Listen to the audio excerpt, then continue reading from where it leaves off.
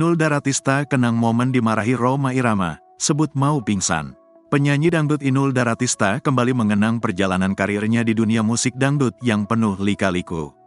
Salah satunya menceritakan momen saat Inul Daratista dimarahi oleh Raja Dangdut Rhoma Irama. Inul Daratista mengaku sangat tegang saat dimarahi oleh Rhoma Irama. Istri Adam Suseno ini masih sangat mengingat ucapan dari sang Raja Dangdut kepadanya. Kata Rhoma Irama, "Ini tuh yang namanya Inul. Pak Haji sudah marah-marah, emosional.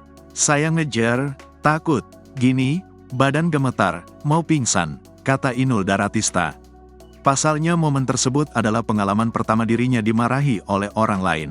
"Saya nggak pernah dimarahi sama bapak saya, jadinya shock," ucap Inul.